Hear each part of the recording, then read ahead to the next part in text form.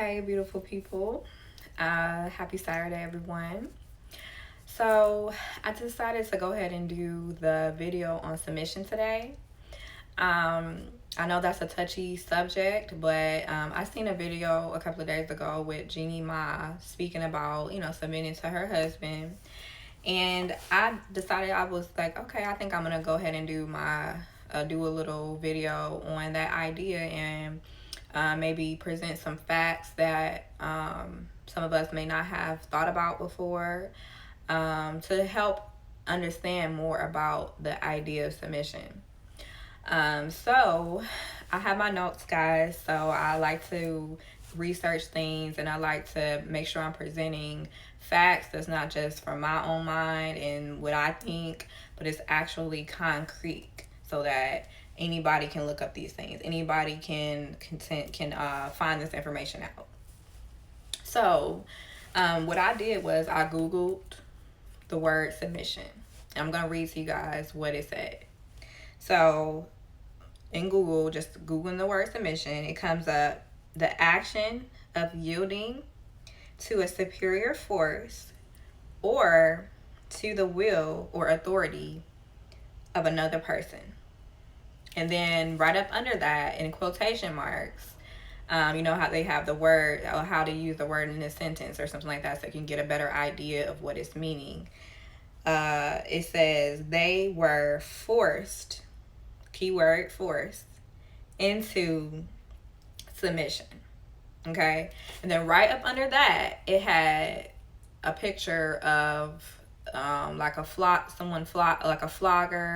a rope, looked like they were in some sort of red room or a dungeon, some sort of sex dungeon or something like that. So I thought to myself that was very comical that they would have that when you look up the word submission.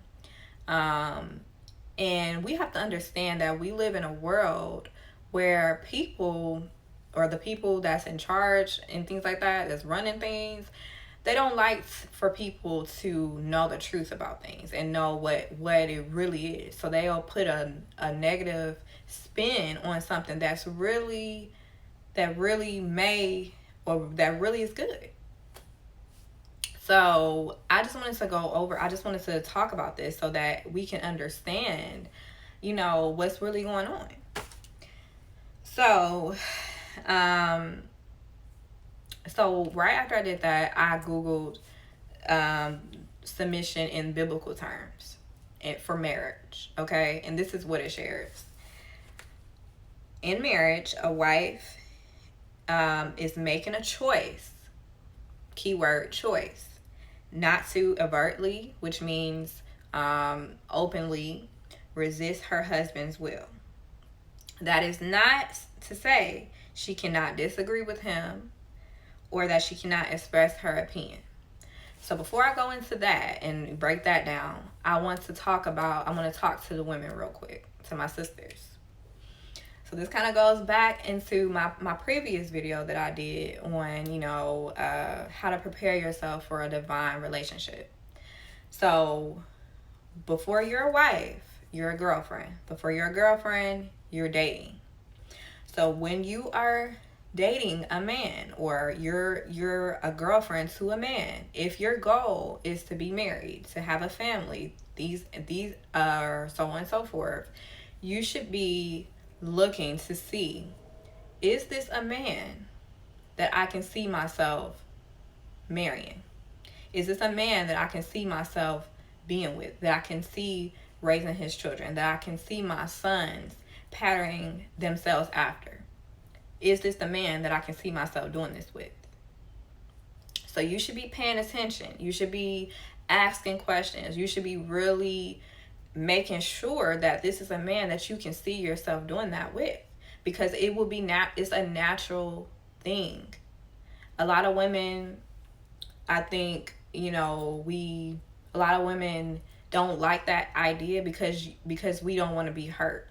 And we're thinking of past experiences wherein you might have been like all the way open with someone and things of that nature, and they hurt you.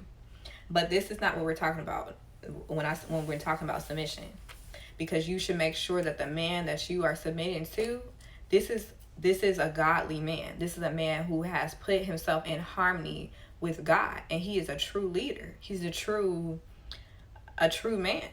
Okay? Because this is what the Bible says that the responsibility of a husband is. In marriage, the responsibility of leadership falls on the shoulders of the husband.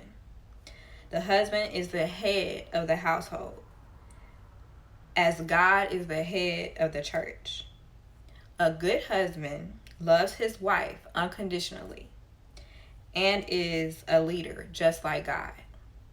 So this means that, and I know this means that your husband, or the man that you are looking to be your future husband, he should be a godly man. Because what a godly man will understand, that it is a blessing that you choose to love him. You choose to respect him. You choose to honor him. He will understand that, and he will not take advantage of that. He will not, drag you along and have you out here looking crazy. He's not going to do that, because he understands that you are a reflection of him. You're a reflection of him, and he is a reflection of God. So he doesn't want to do anything to dishonor your trust in him, or dishonor his trust in God and God's faith and God's blessings. So he's not going to do that. He's going to make sure that because it's a responsibility for a man to take on a wife. That's a big thing. You are now agreeing to that this woman, who's her own being, her own entity, her own person, is agreeing and choosing to become your wife, to take on your name, to have your children. So he understands that that's not a light thing. That's not an easy thing. That's not that's just nothing. That's nothing. Like, he understands that. And he's not going to do anything to jeopardize your love and your trust that you have in him. So, and then a good wife values her husband's opinions, admires his values and character, and is considerate of his needs, such as the need to be needed. Okay, your husband, your future husband, and a man, period, they like to feel needed. They like to feel, they know you don't need them. They know that. They know that you're a grown woman, you're strong, you're capable of doing a lot of things on your own, and you really don't need him. But they like to feel like you do. They like to feel like, oh my God, my wife really, my woman, she really loves me. She really values me as a person and values what I think. So, and some people might be like, well, this is 2020. I'm not about to be, I'm not about to be over here, stroking his ego and making him feel all these things. I'm like, okay, well, maybe you need to reevaluate yourself, baby. You need to reevaluate the kind of men that you're speaking to, that you're talking to, because the type of man and the type of conversation this is a conversation for evolved people. It's not a conversation for a man who's sleeping on his mama couch and who's stealing his baby mama car to take you out on a date. That's not the kind of conversation this is for.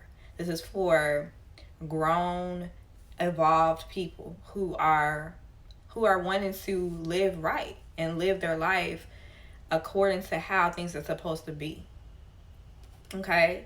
So as you start to elevate and you start to really interact with grown men that's about something, the conversation is different. The interactions are different. The communication is different. And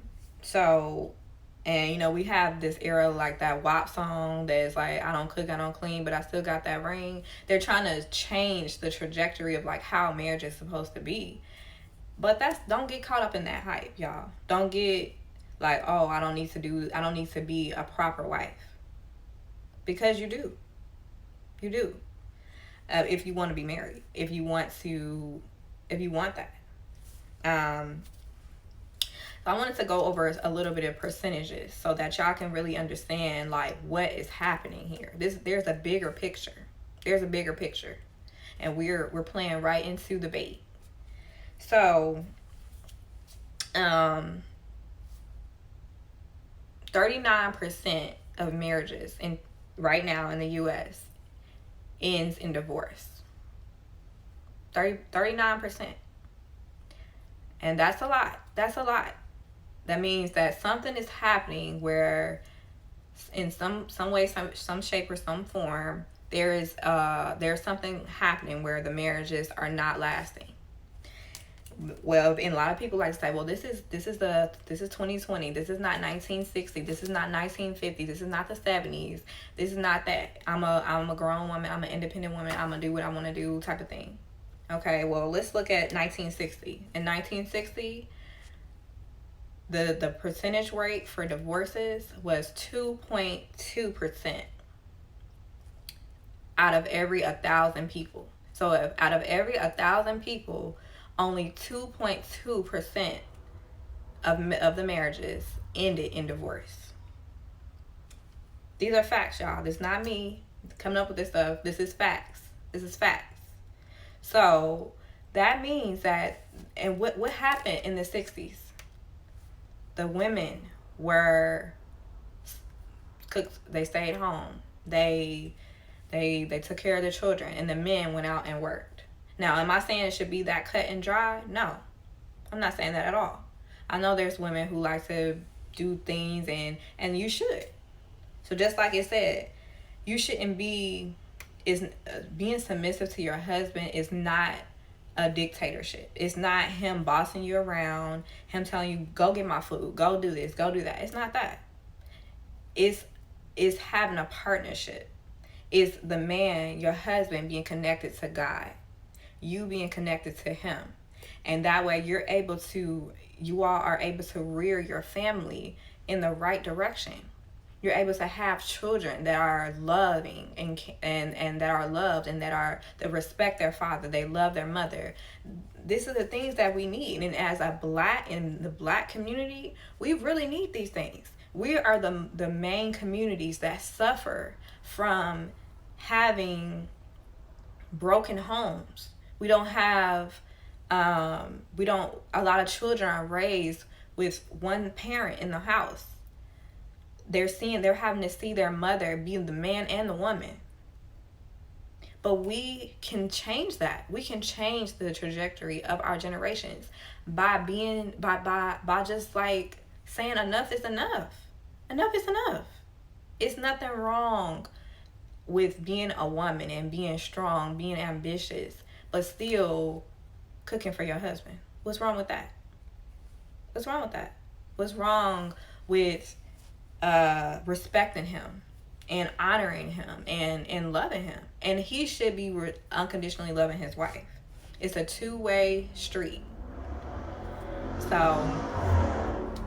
oh my gosh, I hope that this little bit of information, I didn't want to make this video too long, was enough to kind of just get your wheels turning a little bit and maybe just get you a little bit more open to the idea of being submissive to your husband, or even understanding that should be done. You should be submissive to your husband.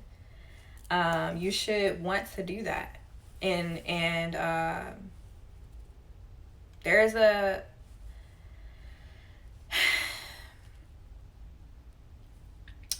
need for that.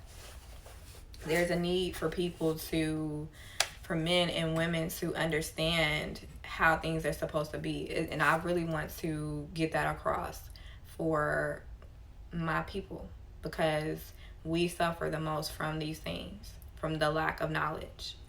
There's been a ploy since we came to this country to divide and conquer, to strip us from everything.